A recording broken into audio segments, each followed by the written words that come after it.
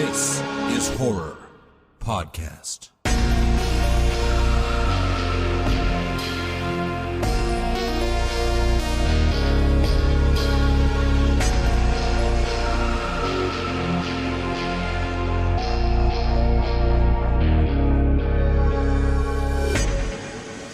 Welcome to This is Horror, a podcast for readers, writers, and creators. I'm Michael David Wilson, and every episode alongside my co-host Bob Pastorella, we chat with the world's best writers and creatives about writing, life lessons, creativity, and much more. Now today, it is part 2 of our conversation with Cynthia Pelayo, and we get into the specifics of her Thomas and Mercer Amazon deal. We talk about how to write about detectives and law enforcement within fiction. And we talk about some of the more obscure and underrated fairy tales, amongst other things. So plenty that I think you are going to enjoy. But before we get to that conversation, it is time for a quick advert break. Coming soon from Mother Horror and Cemetery Gates Media, the debut novella from P.O. Watts, The Bonnie Swans. When Anne O'Donnell arrives in a dock in 1789 France with no member of her past, she allows herself to be renamed Marguerite and taken as the governess for Million, the petulant daughter of a rich merchant. But the chateau holds many secrets, some deadly. Wendy and Wagner says The Bonnie Swans brings together all the best of Gothic tropes, a troubled family, a struggling governess, an unhappy child, and stews them in magic, the French Revolution, and queer vibes. For more information, visit cemeterygatesmedia.com. It was as if the video had unzipped my skin, slunk inside my tapered flesh, and become one with me. From the creator of This is Horror comes a new nightmare for the digital age, The Girl in the Video by Michael David Wilson. After a teacher receives a weirdly arousing video, his life descends into paranoia and obsession. More videos follow, each containing information no stranger could possibly know. But who's sending them, and what do they want? The answers may destroy everything and everyone he loves. The Girl in the Video is The Ring meets Fatal Attraction for the iPhone generation. Available now in paperback, ebook, and audio. Okay, well, with that said, here it is. It is part 2 with Cynthia Pelayo on This is Horror. We were talking before about the publishing deal with Thomas and Mercer. So I want to know, how did this come about?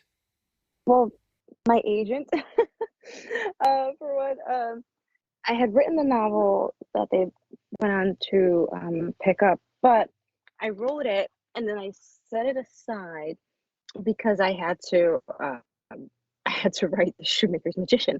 So, and The Shoemaker's Magician was on deadline. I had I think I had a year or less or something to write that novel. So I had a funeral at Clark Street Bridge, which the name is going to probably be different, but for now it's a funeral. So I had funeral at Clark Street Bridge. I had to put it aside to write The Shoemaker's Magician and to finish Crime Scene. And so my agent was like, that's the book I want just to go out to some major publishers with you. That's the one I'm. But I know you're busy. I know you have these other contractual agreements. Let's get those done. And my agent's amazing. He's really supportive, and I'm just really grateful and thankful to Lane and his support for everything. I mean, he's he and I have been together for a little over a year, but it feels like we've been together longer because he's been he's just always he knows when I'm overwhelmed and he'll check in, and he's like I'm your agent, but I'm your friend too, and just let me know what you need and I'll support you. And so it's just been to have someone like that in this business is priceless. It's just he cares about my mental health. He cares about my workload.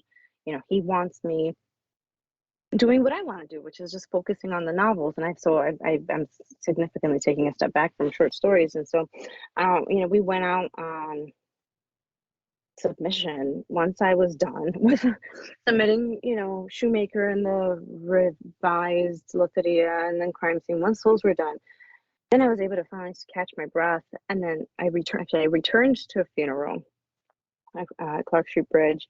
I went through a round of revisions and I, reshaped that novel. And so, we went out on submission and it was, there was immediate interest from, several publishers, and Amazon came in, and right away, when I saw that Amazon was interested, I was like, I want to work with them.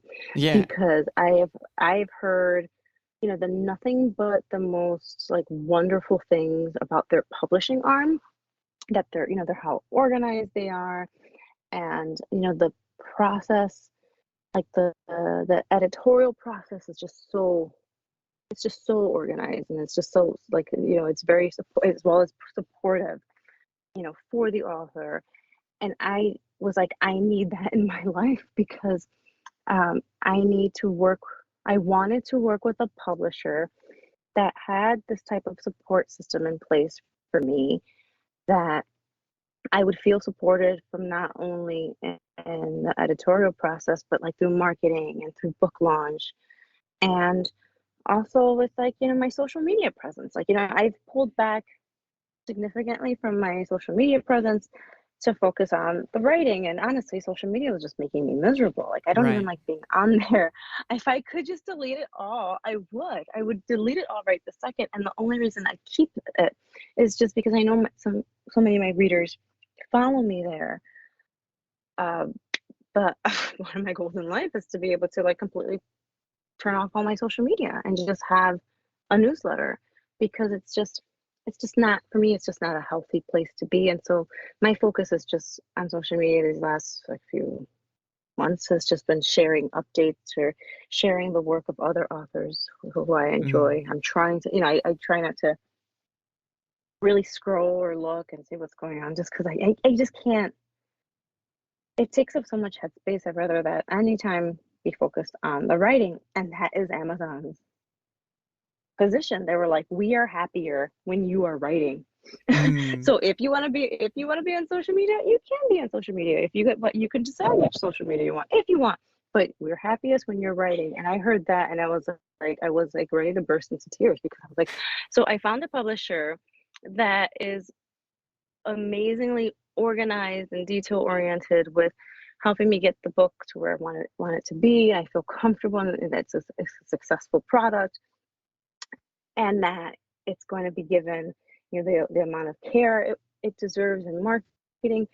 And they're supportive that I am not, on social media every hour tweeting and retweeting or something. I was like, this is who I want to work with, because it's just I know several other authors with Amazon publishing, and it's just consistent across the board. People love working with them.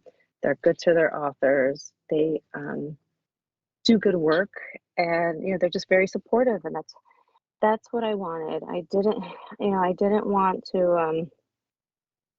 That's what I wanted. And so I kind of put it out there, and it sold fast, and which was shocking, but not in a way, because once I met my editor, it was like, oh my gosh, you're absolutely perfect, and we have like the same things in common. It was like amazing. And so I am, they like my blend of genre. They like my approach with fairy tales and how I weave in mystery and detective and crime fiction. And I was like, this is perfect. I finally found my home. And so that's how it happened. It happened really quickly.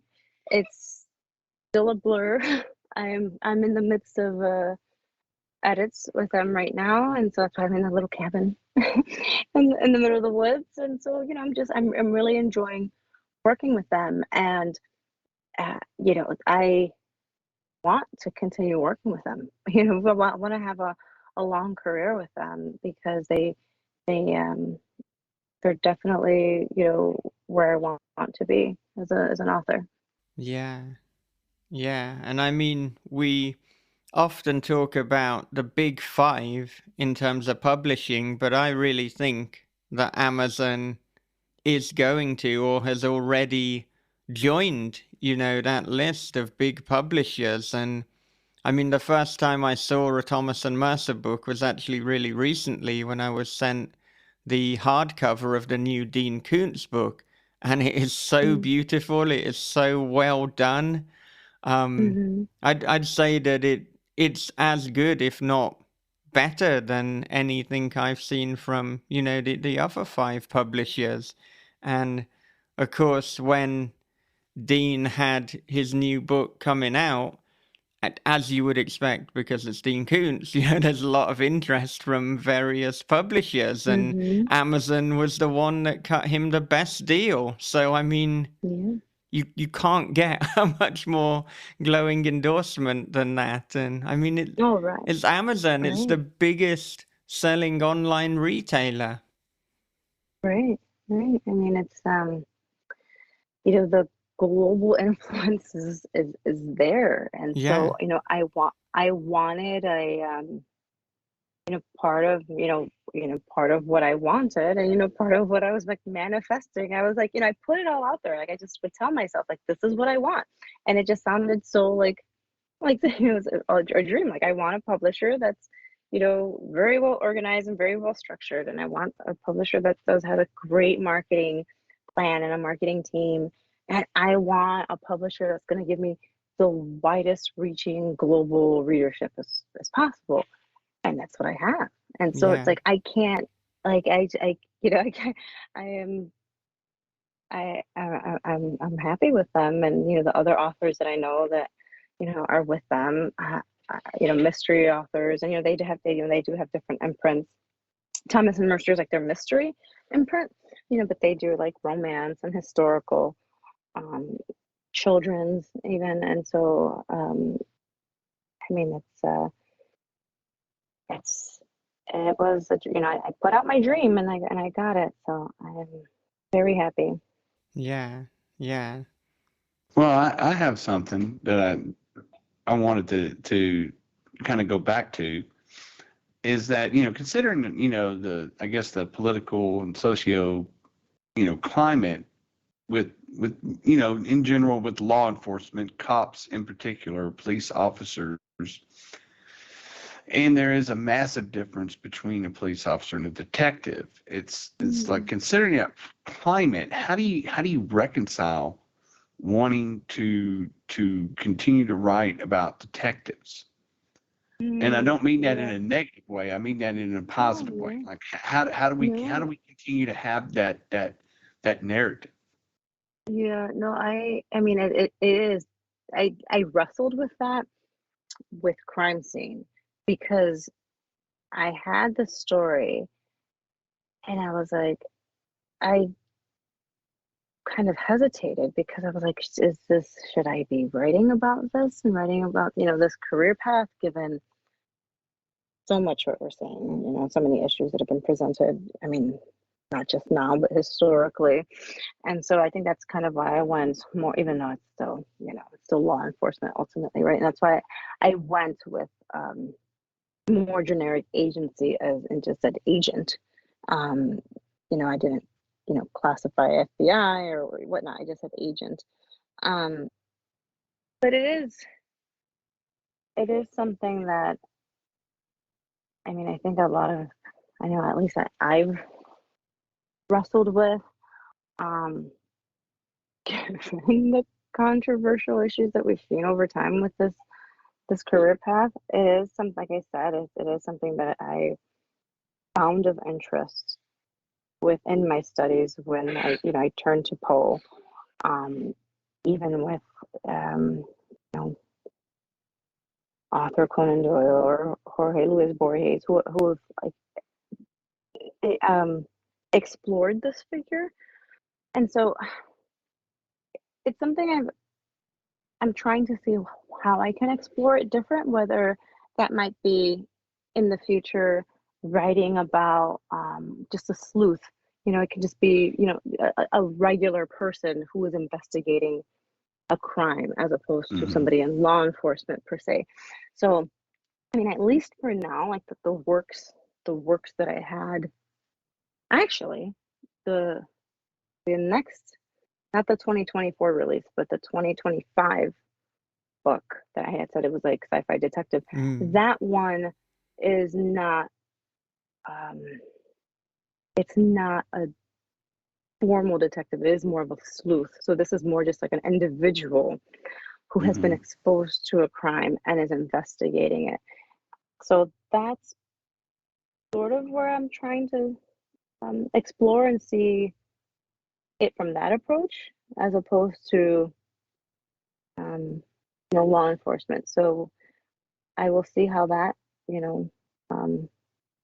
works out. But it is something that I'm, at least for the works that I had in play already, that were that were written and ready to go, like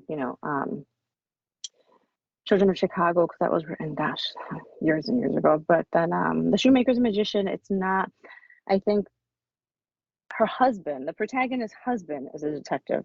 So the protagonist is more of like a sleuth. And then the Funeral at Clark Street Bridge, the protagonist is not a detective, but there are detectives that have their own chapter. And then the 2025 release is more of just like a armchair investigator in a way, because something happened to a loved one and now they're investigating it themselves.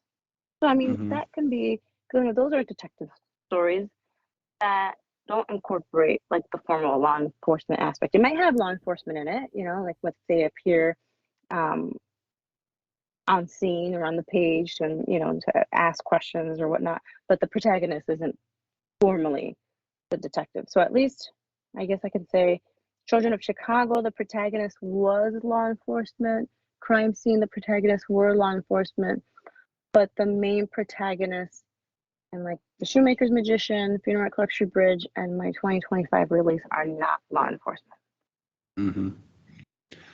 So you see yourself, kind of generally getting away from that, which I mean, I feel the same way, primarily because not of the reasons that I mentioned, but also because there's a ton of research involved in that, and you want to get it right. And I don't. To me and research don't really go together too well. I tend to dive into rabbit holes, and the next thing you know, I'm like looking up stuff about JFK again, and then we're going to cause a lot of problems. But to me, it in a sense, there are in most stories, especially horror stories or mystery or thriller stories, there is a character that is basically the detective. They may not even fucking work for anybody. They're only doing this because they want to know the truth. And we don't call them detectives. We call them a victim. We call them the hero of the story. They're survivors. But we find that there's a detective in these type of stories. Are they gonna? Sometimes they get too close to the fire, it burns them, and sometimes they never get a resolution to what they're looking for. And so to me, that's how I reconcile that, because I made a conscious effort, to not really to kind of shy away from the police aspect of things, or use as little of that as possible. But it took me a while to realize that there is genuinely a character in a story that functions as a detective because they want to know something, and they have to find out on their own. And I mean, we Michael did it with They're Watching. Yeah, definitely. In a mystery, you're going to have someone that's serving that type of capacity. And I think, I mean, I like the research. And that just comes from my journalistic background, and I embed tons of research in my stories. I think the main reason the works after Children of Chicago or Crime Scene don't deal with like the law enforcement as the protagonist is because what I said earlier, like I just want to be able to start explore, I did it. and I'm Mm-hmm. moving on. So that was like at least my way of Right. reconciling. It's like, well, I already wrote from that perspective. Now I want to write from a different perspective, and it's just Mm-hmm. you know me pushing myself and experimenting and you know writing from different types of characters positions. But yeah, there often is in a mystery someone that's going to serve that type of capacity. Yeah, and that's, I mean, to me, I think that's a valid reason. I think that there might be some people out there who are kind of wrestling with that. It's like, well, I have an idea for a story, but it deals with cops, and I don't want to write about cops. And hey, I get it. You may not be able to avoid it, but there's going to be a character in the story who's going to function as a detective. It's usually really in any type of story, there's someone who wants to know something, and they take it upon themselves to find out everything that they can about something. And it took me it took me 50 years of reading to realize this.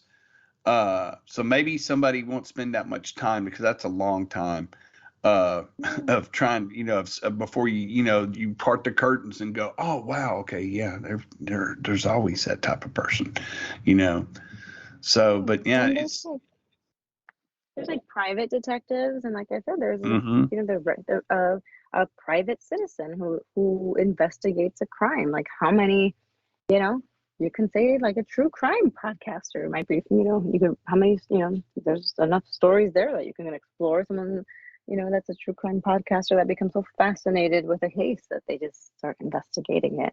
Or, a person that, a loved one was murdered and they take it upon themselves to investigate, and the nosy neighbor. So these types of people can serve as that role as well. So if someone wants to write a detective story, but they don't want to write it from the point of from the perspective of law enforcement, I get it. But if there are other ways of exploring that type of genre. Right. And then you can always go the Matthew Scudder route, retired cop and hates the system, and sometimes breaks the law to get things the way he needs them. So, Yeah. I mean, it's an interesting point that Bob has brought up. And I mean, if a story idea comes to me, then I'm very reluctant to reject it or to dismiss it. So if I decided, oh, I don't want to write about cops, I might ask myself, why not? And then explore that a little bit more and then see, well, what is the reason? And is it coming from me, or is it coming from fear of how others might react to it? And I suppose if it's more the latter, it's like, look, whatever you do, someone won't like what you're doing. So you kind of have to make sure, well, does it sit right with you? And if it sits right with you, then I think that's, justification enough to write about it and to know that you're going to do the subject matter the service that it deserves. Right. And it's like we can't stop a story before it even starts because we're too afraid someone's not going to like it. Yeah. We can't do that to ourselves either. I think if there's something that's calling to you that you want to write, the criticism is always going to be there. And that's part of our job as creators, to develop that emotional maturity and intelligence to know that my work, this is the work, and that there's going to be critique, but you cannot be searching for the critique, if that makes sense. Like, don't go out there.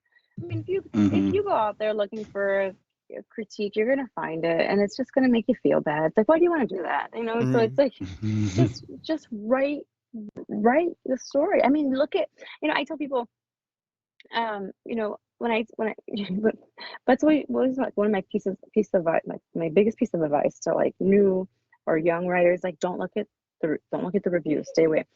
And then they're like, but why? And I'm just like, well, look up your favorite book, look up your favorite novel, look at those 1-star reviews. It's like, it doesn't matter. You cannot please everyone. And if anything, do you really want to please everybody? Do you want everybody to love you? You probably don't.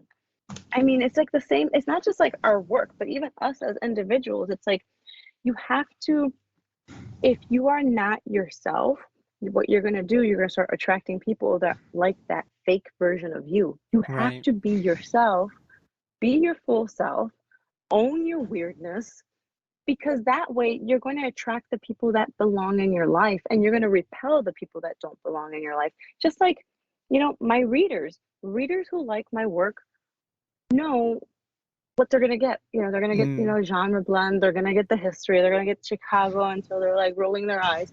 Like, they know what they're going to get.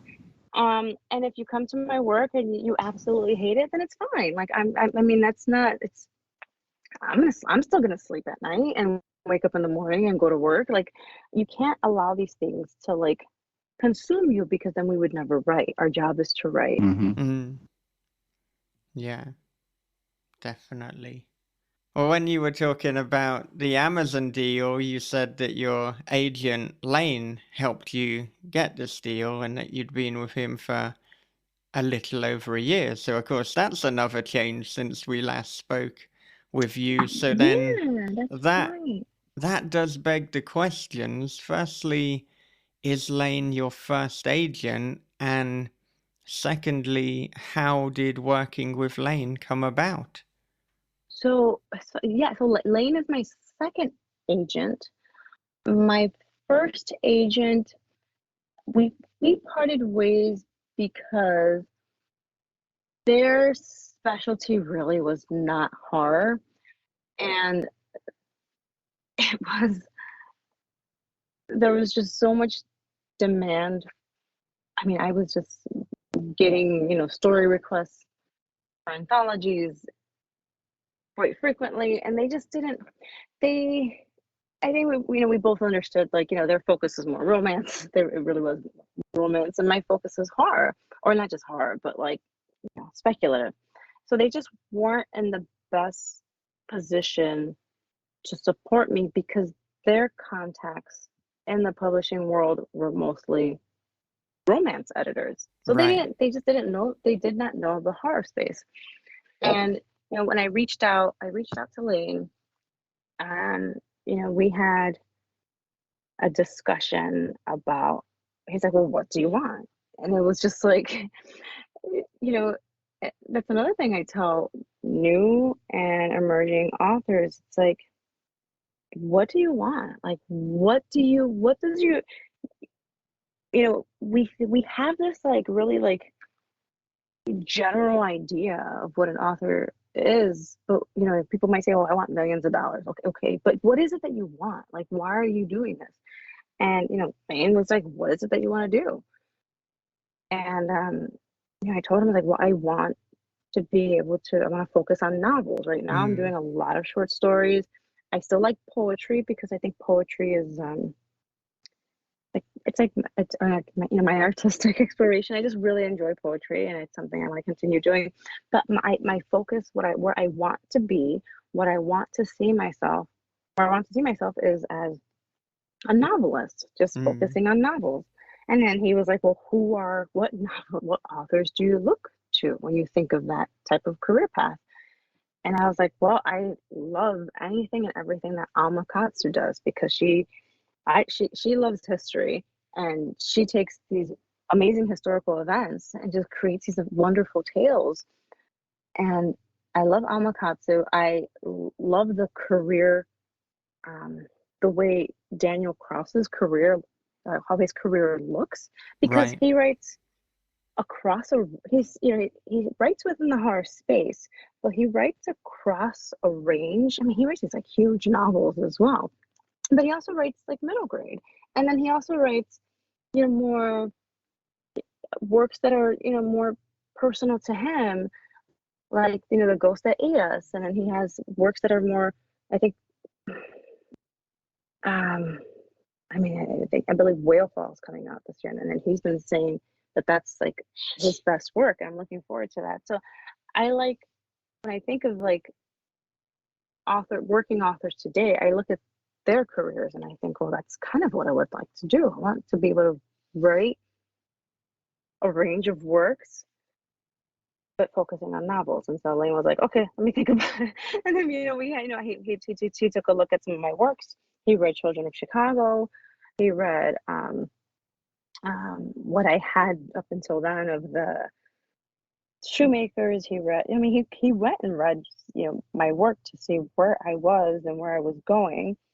And, we signed, I think we had another, I can't recall if we had another conversation. We might have had another quick conversation. And then I signed with him. And so I just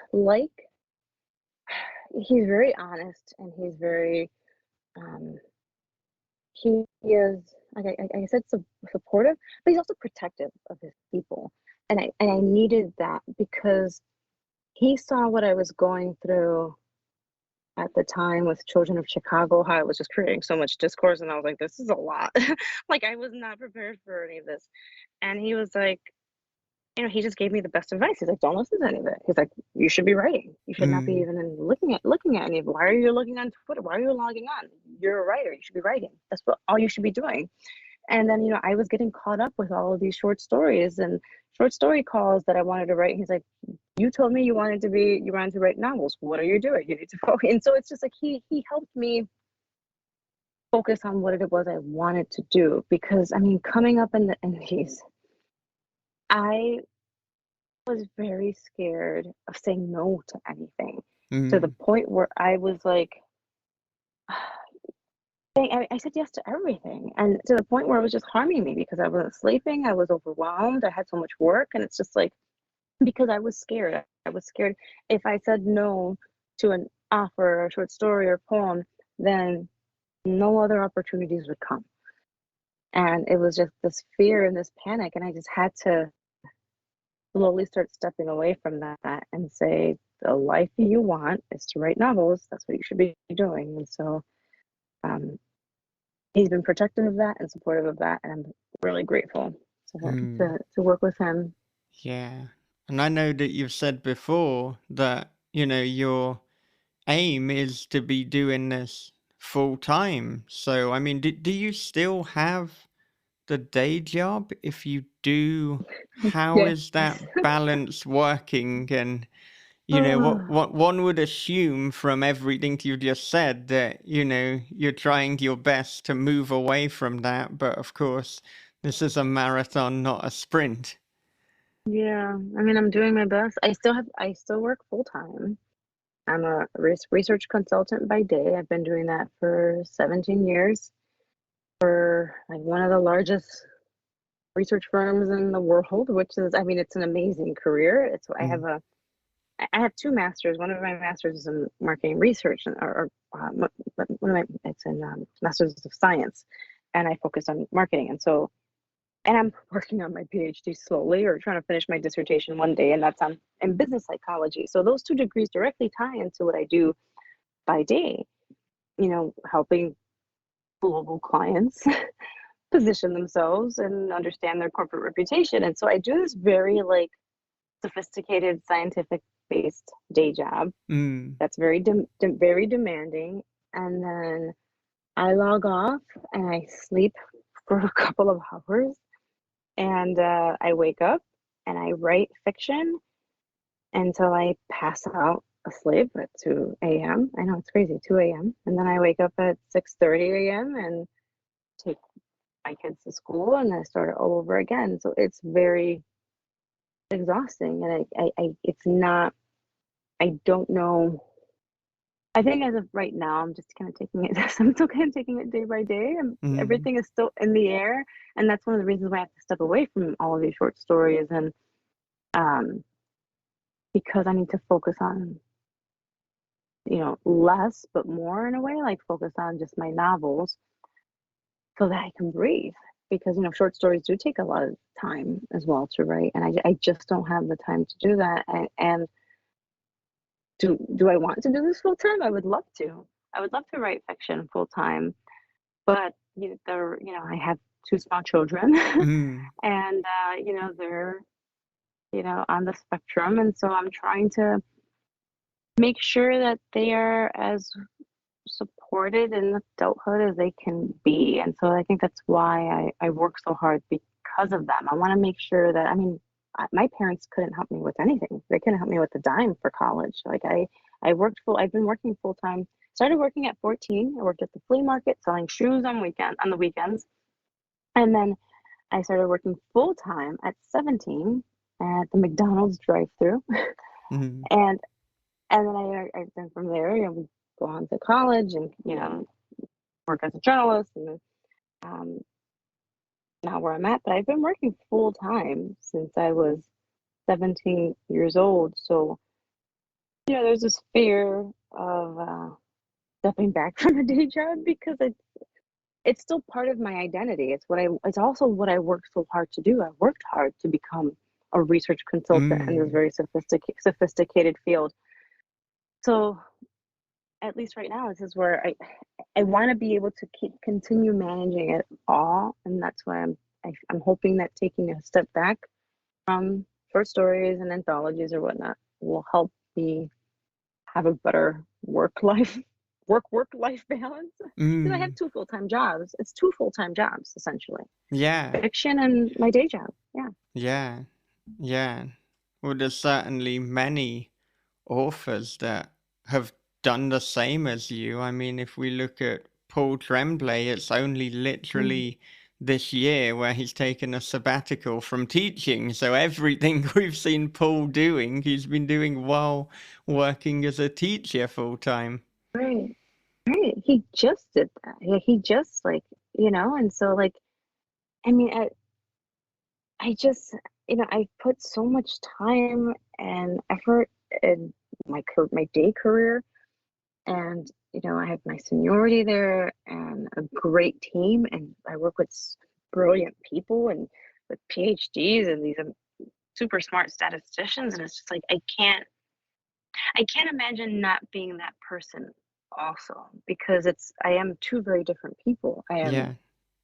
Cynthia Pelayo, the research consultant by day, and then I'm Cina Pelayo at night, the horror speculative author. And so I'm Batman at night. Batman. That's right. Yeah. And Yeah. I mean, there's no reason why you can't be both of those people. And I mean, sometimes when talking to people who are looking to go full time, they almost have an all or nothing approach, like, oh, well, I'm going to quit my day job and do this full time, or I'm going to continue the day job. But it's like, well, you could literally just reduce your hours. You could go from 5 days a week to 4 days a week. And now, you've just got Right. that one day writing full time the entire day. So, I mean, there's many ways to kind of cut it up, as it were. And I mean, David Moody, the British horror writer, he was working for many years full time whilst writing his novels. Then he went to full time writing, and then he actually found that he missed the work and he missed the companionship and the social element. So then he went back to work, but albeit on a more reduced schedule. So there's plenty of different ways of doing it. And I think if, a large part of you is saying, I don't want to give up this identity as a research consultant, well, you don't have to. There's no reason why. If you don't want to do it, then don't do that. Right. And so I think, like I said, for now, this is what I mean, everybody's life is different. I live in like a major city. The cost of living is a lot. Yeah. Two small children. And so, we have, more expenses living in a major city than we would like in a rural community. And so, there are just practical factors that I have to take, into consideration, and, saving for college and or whatever they want to do when they're older, I have to do that as well. And so if anyone wants to go full time, that's definitely, something that I think they should speak to other authors that do this full time. I don't think my lifestyle is for everyone. I have very, very little leisure time. I have very little time for TV, for movies. I rarely leave my house to do something, to do an activity other than like pick up children or get coffee. Like I do like like I go get coffee almost every day at like a local coffee shop because that's like my way of just getting out of the house and clearing my brain. But I don't have, people can sit there and binge watch an entire series. I can't. I have a very tight schedule, and so that's why I'm very ruthless with my time and with the people that I allow in my space. And so uh, I am very protective of my energy and who I associate with, because I just do not have time for like any distractions that are, my time is valuable. I think all of our time is valuable. And, if there's somebody that's going to be in my life, I want them to be contributing positively to a very stressful life that I live. Yeah, I know exactly what you mean about not binge watching and not having much time for TV. And I mean, there's one of my colleagues at work who we like fairly similar TV shows, but then she'll start watching it and she'll want to know, like, oh, okay, so like, have you finished it yet? Because she's like watched it all in a weekend, and it's like, look, I'm gonna be lucky if I get through one episode a week. So we can Yeah. talk about this series in about 6 months' time. This is not a quick thing. Oh, So yeah. every single movie. I make every single movie into a series because I can't watch a movie like in one sitting. Like I'll break it up in like 30-minute increments. Like, wait, I have 30 minutes now, an hour now. And again, it's not a lifestyle most people want to live. And um it's it's exhausting. I'm tired a lot. I have to, manage what I eat and vitamins and what, because I don't want to Yeah. get sick. If I get sick, that throws off so much. Um, it's I mean, I tell people with my schedule, and they just look at me like, "How do you do it?" I'm like, "Well, I have no choice. I want to do this all, and so far it's worked out." Yeah. Yeah. I mean, that's kind of how I see it too. It's like, how do you do it? Because I want to do it, because this is, how I kind of spend my life. I prioritize. That's how I do it. Hmm. Yeah, yeah, and it's about, like you said, prioritize. Like, what's going to make you happy? And Yeah. that's what you should be investing your time in, because Yes. if you're doing something that brings you joy, it's like, Yeah. well, it's healing you. And we have such limited time on this planet that we should put it into doing things that make us happy, that make us feel fulfilled, that give back to us, like, Mm. spiritually and emotionally. And that's why it goes back to like people and social media. Like, be, I think everyone should kind of sit back every now and again and do an assessment of like, who is in your life? Why are they in your life? What types of activities are you doing online? Like, are you spending time with people that don't make you happy? Are you doing things online, like on social media? Are you spending time on social media? Does that make you happy? If these things Mm. don't make you happy, if it doesn't make you happy, don't do it. Yeah. We have so much more power than we think we have. Yes. Yeah. I agree completely with all of that. So you're re-releasing your short story collection that you put out from in 2012. So I'm wondering, what is different about the 2023 version?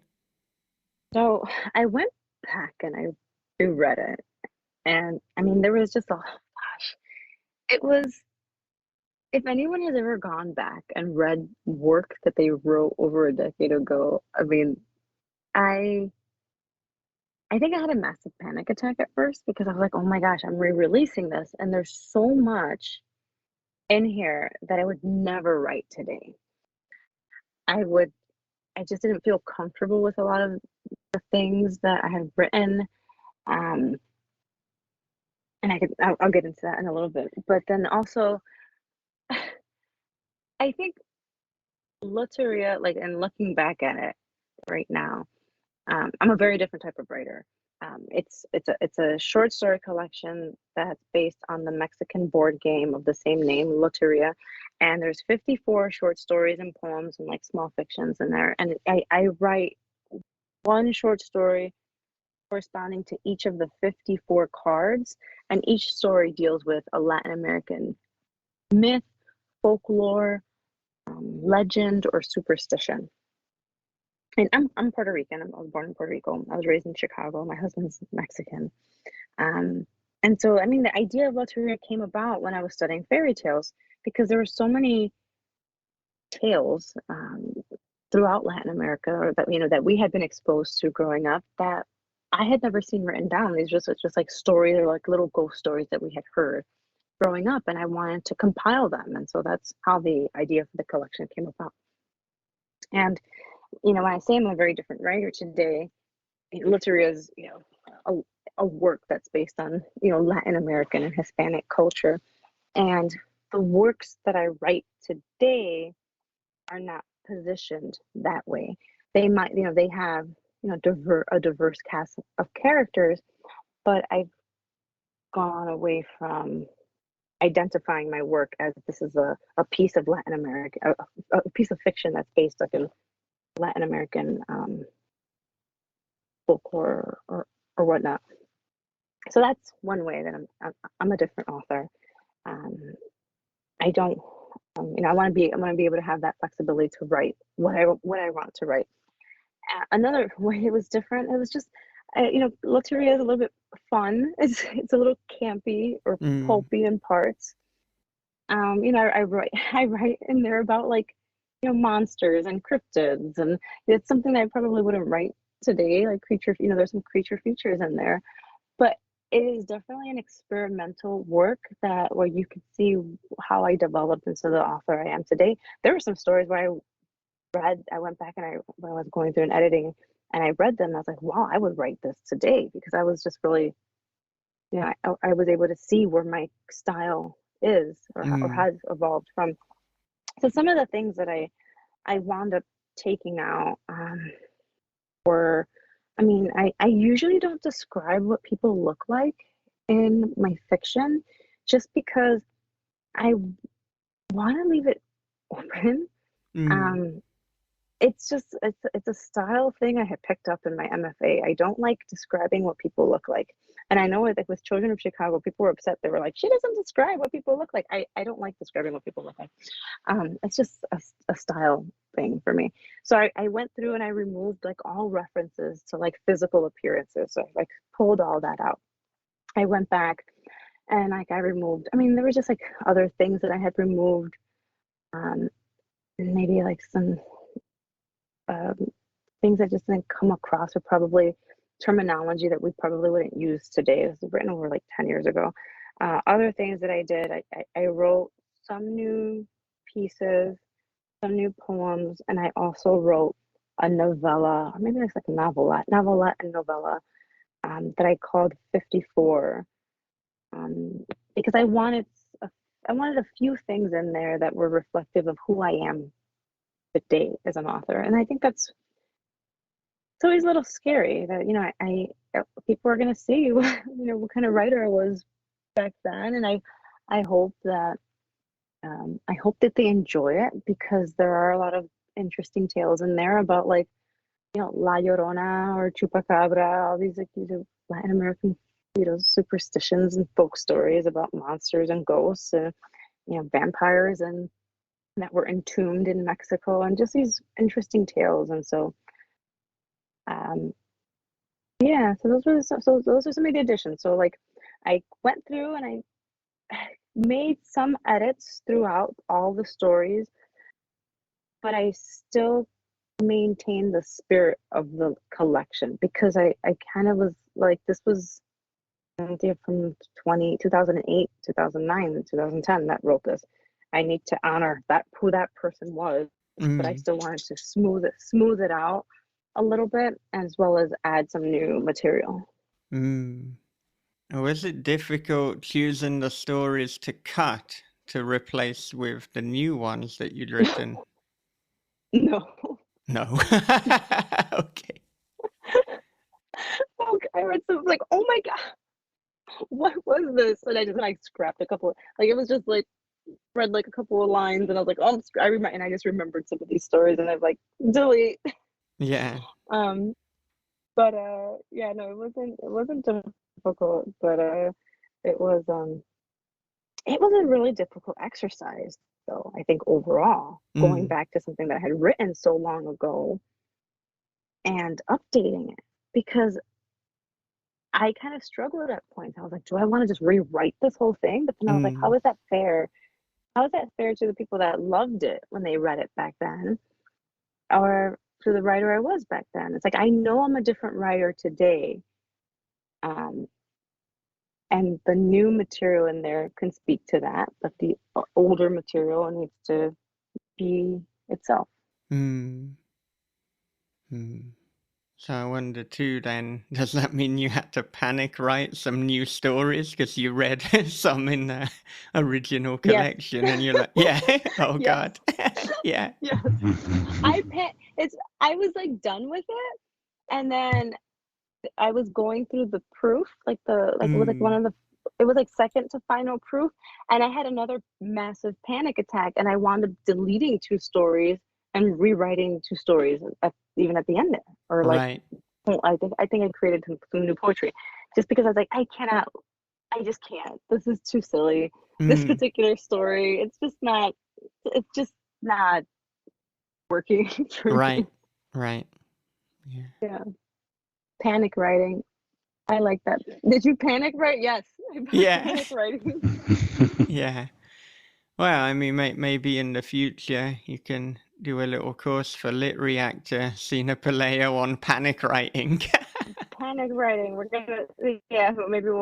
Maybe we'll pitch that. I won't write a story because I'm so busy. But we should do like an anthology. Panic writing. Just Yeah. panic write a short story. Yeah. Yeah. Yeah. We got a number of questions from Alice Phelan via Patreon. Now, the Mm. first one we have covered this to some extent, but I will ask anyway. So, what advice would you give to writing flawed police officer characters in the current day and age? And are there Mm. any potential pitfalls? I, I mean, what advice would I give? I mean, just be honest. I mean, gosh, the and the injustices that we've seen, and some of these utterly heartbreaking videos that we've seen from some Yeah. of these accounts of people being hurt and harmed by law enforcement. I think just if you want to write a law enforcement character that's flawed, I mean, the material is there. um, and it's heartbreaking. It's difficult. It's going to be difficult because there's going to be critique as to like, but why and how. Mm. But it's the material's there. There's like more than enough material if you want to explore. I mean, even some of these real cases that have happened. I mean, I think almost like with Into the Forest, um, if you are going to write, I know they didn't ask this, but if you're going to write about, I think I would caution people about writing something that is very recent, just to respect loved ones that are, Mm. still mourning their family. So I think, be cautious of that. Like if you're going to write about flawed law enforcement, and if the event that you're writing about has similarities with what just recently happened in the last few years, I mean, just take caution, because there are people that are still mourning friends and loved ones. And that was a consideration with Into the Forest and all the way through when I was writing it. It's like, how do I write this from a point of respecting Mm. friends and family who lost these people? Mm. Yeah. Well, what fairy tales and folklore do you think are underrated or undeservedly obscure? What's underrated or undeservedly obscure? Um, I mean, the juniper tree is like dark. Well, I don't Mm. know why we haven't seen that. I don't know if I would write that just because it's not on what I have upcoming anytime soon. But my favorite fairy tale is Hansel and Gretel. I think I always come to that. I think that's it's such a sad story. Yeah. But underrated juniper tree. That is terrifying. So if you haven't read the juniper tree, read it. There you go. It deals with like cannibalism and Yeah. abuse, and it's intense. So, yeah, Yeah. I mean, fairy Mhm. tales are very dark. Oh, yeah. Mhm. The abuse, incest, cannibalism. I mean, they're very dark. These tales. I mean, pick up a copy of like the original Grimm's fairy tales. Yes. Mm. You know, not something that's like in a children's section, but like one of these, original. They're really scary. Yeah. Yeah. Well, thank you so much for spending the vast majority of your evening chatting with us. You know, you went to Thank, the cabin thank to you. write, I'm but in. apparently you've just been podcasting much of tonight. Yeah, well, it's okay because as soon as I got into the cabin, I put the food away. I got my kid situated, and I needed to take a break anyway before I like got into my writer brain. But this was a lot of fun. But yes, I've been. Hopefully, you all didn't hear my kid too much back there cracking up and laughing at his cartoons. But it's been nice talking to you all. Out here in the middle of nowhere, in the cabin in the woods. That's super scary. Yeah. Do you have the whole weekend here now? Yes, I will be here all weekend, and hopefully, I walk out with a draft in hand. So Yeah. the draft is almost done, and that's both exciting and terrifying all the same. Yeah. Yeah. Is this Mhm. one for Thomas and Mercer? Yes, yeah. So this is the edits for Funeral at Clark Street Bridge, my Little Mermaid adaptation that I'm working on. So right now I'm in the edits, at the edit mode, and so I'm going through those. And again, it's a little scary, but I'm excited as well. All right. Well, where can our listeners connect with you? You all can find me on Twitter. I'm at Cina Pelayo. I'm also on Instagram at Cina Pelayo Author. I'm at TikTok occasionally. Cina Pelayo Author. My website hasn't been updated since like 1980. I'm kidding. My website has not been updated. There was no internet back then. But my website has not been updated in forever. I will get it updated, I promise. But it's cinapelayo.com. Yeah, that's where you'll find me. Thank you so much for listening to Cynthia Pelayo on This Is Horror. Join us again next time when we will be chatting with Stephen Graham Jones about his brand new release, Don't Fear the Reaper.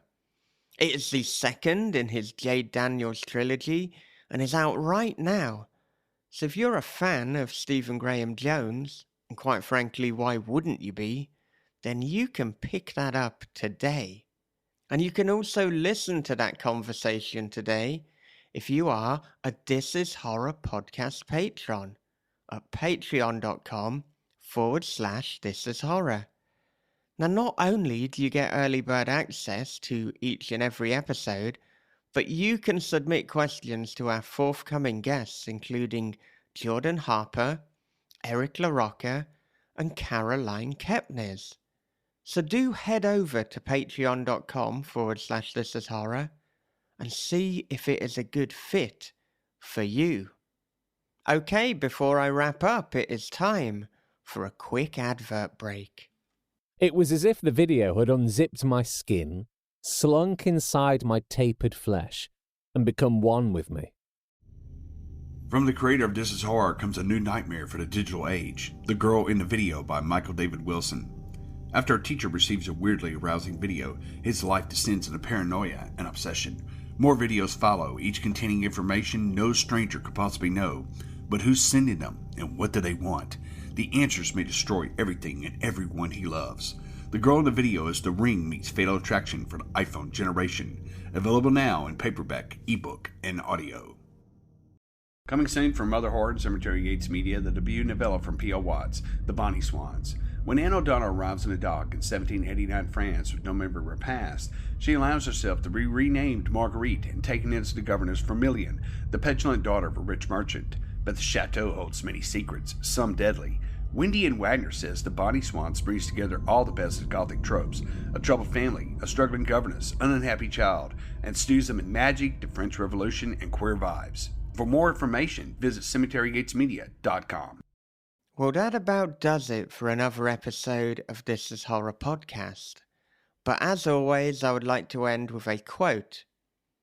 And this is from Napoleon Hill. If you must speak ill of another, do not speak it. Write it in the sand near the water's edge. I'll see you in the next episode with Stephen Graham Jones. But until then, take care of yourselves, be good to one another, read horror, keep on writing, and have a great, great day.